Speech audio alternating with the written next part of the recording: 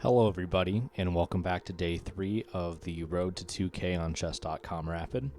As you can see from the writing down here, we have taken a little bit of a tumble. We're down to 1832 after some losses last night, but once again, we're hoping to regain and continue to work on the progression of the rating, hopefully not the regression. So we'll go ahead and we'll cue right in. It looks like today we have Rap God 67 out of an 1856 out of Canada, and we have the white pieces today. So we're going to lead with E4, one of my favorite openings as white. I prefer the kind of more aggressive nature, and just as I say that, I am going to play the Vienna game with knight C3, with the idea being that you support this pawn on E4, you also control space on D5, and we get our favorite lines here, the Vienna Gambit with F4. He knows the main line. He's likely going to take, then we'll have queen out. If he takes, we're in an endgame. And there are moves such as, queen to h4 check. Now, main line is technically b captures d3 or c3. I prefer d captures c3 to open up this bishop pretty quick.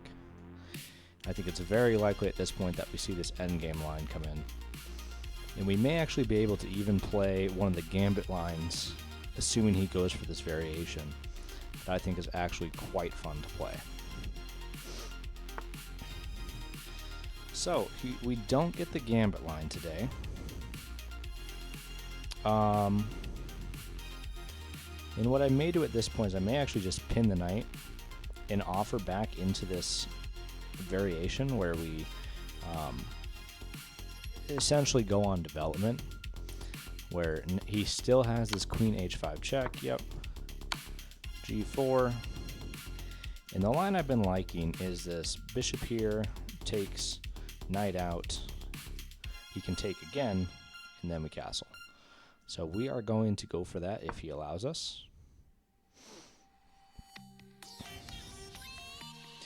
Taking the queen is obviously a mistake here, because then we get accelerated development and we are way ahead in the position.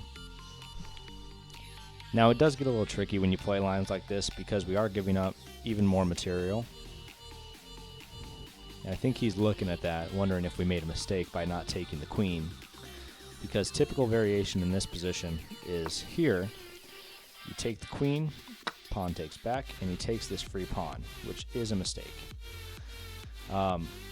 Now it's nice if I know how to punish the mistake, and unfortunately in this position I do not. So what we are going to do is we're going to play knight out. The variations aren't super common here. I guess he can push d4, but then we can take this with check, pawn takes, and we're just fine. So we're going to go for development with knight to e2, also targeting that d4 square, with castles still on the way. Now there is an argument to be made here that by playing g3, we've severely weakened our light squares.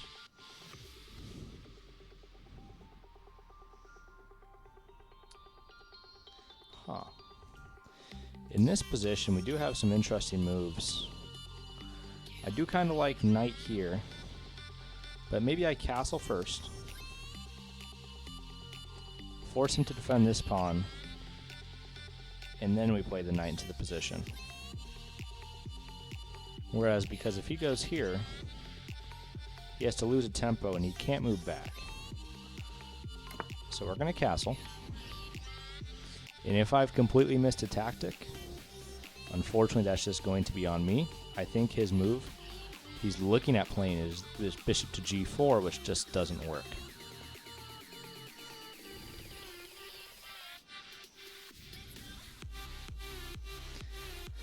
But yeah, anyways, back to this line that I was talking about. So if we go back to this position right here, is after bishop comes out, if queen takes, we have knight to e2. And if he takes this pawn, we castle. Okay. So the queen comes out, the bishop comes out, which is very, very aggressive. I think our best plan of action is to take this pawn, force king d8. Then we don't have bishop check yet. We might take this pawn, force this.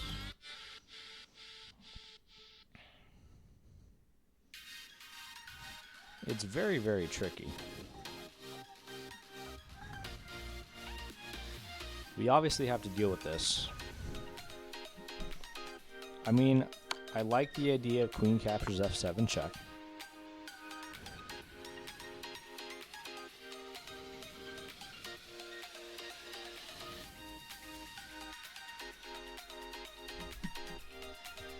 If knight comes in,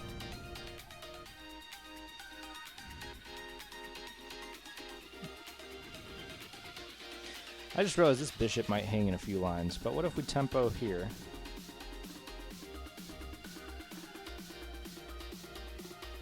If we go bishop f4, queen captures knight,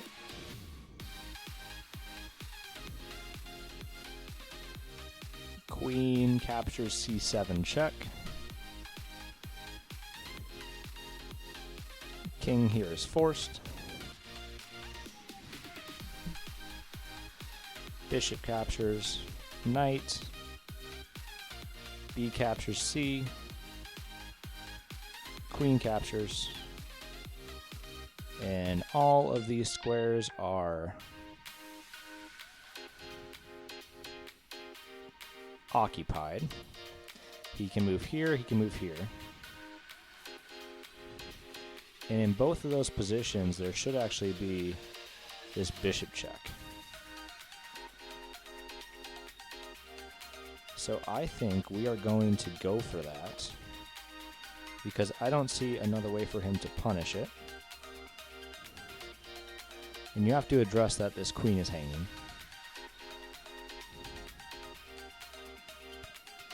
This knight does hang at the end of the line, which is scary. So we're going to go for this line. And also I realize that this knight isn't actually hanging just now, which is unfortunately a sad part of my calculation skills at this present moment, is I'm missing stuff like this where I'm just not seeing the full line, unfortunately. But it's one of the things that we hope is going to improve as we get better. Now, one of the cool parts of this position is if he does end up playing queen to e7, we do have bishop to g5 immediately winning the queen. Or not winning the queen because the queen can take. But we'll figure something out here.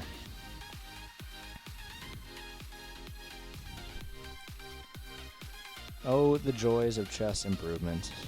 It is hard. Tough game.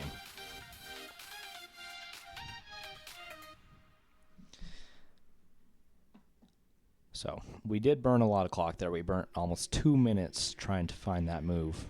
But I think all in all, we're still going to be okay in this position.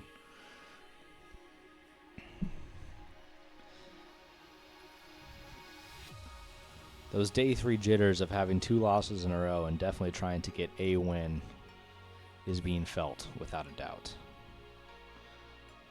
Now, for really all levels, something that I've been struggling with that I think is really important to start to see is stuff like continuity.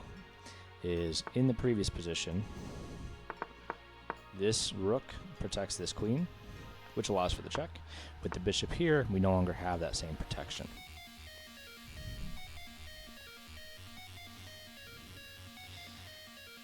So, here we do have queen takes pawn.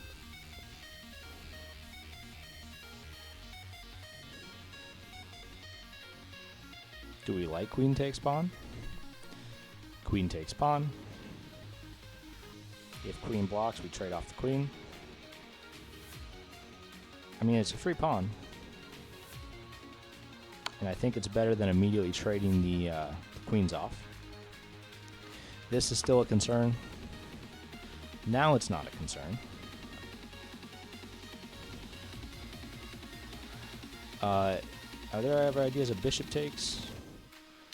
There's not, but if we take that extra moment, we do get bishop to, and that's game. GG's to our opponent. Always a tough one. But we finally pull off a win in our 3rd day of a Road to 2K. So let's go ahead. Let's look at the game review.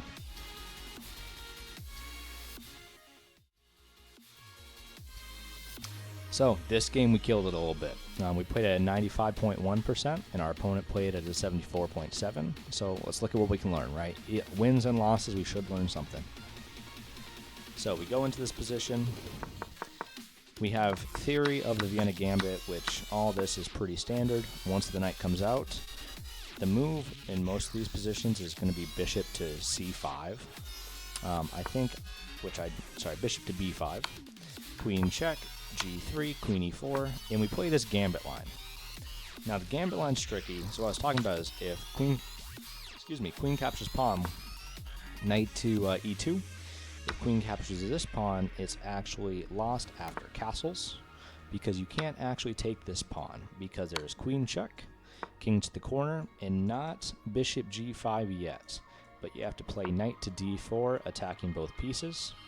In this position, if the queen moves over, now you can play this bishop check. Oh, maybe not. Oh, I'm sorry. Knight takes pawn here, and now I believe is when you just take the queen. So we don't get that, obviously. We get back here. He takes this pawn, and we find not the best move, which I guess is to long castle. Makes sense. Getting out of that position, this rook is going to try and come to e1, but instead we play our gambit line knight to e2, which is immediately worse for us. Our opponent misses the mistake, getting really caught up on this bishop to g4 idea, which is good, but we have to remember where our pieces are going to go. So I castle, I take the free pawn, I move the bishop out. This was our big thing, so I'm glad that we took our time and found the best move with bishop f4. He goes back, and we find this check. And after this, we simply win the queen with bishop g5. There's no way to block, and the queen, or the bishop, is defended by the queen. So, day 3, we finally get our first win, and in our favorite opening. Thank you everyone for watching. I've appreciated all the support, even in these first few days. I look forward to continuing to make this content for y'all. So if you enjoyed it, like, comment, subscribe, let me know what I can do to continue to improve, and you all have a great rest of your day.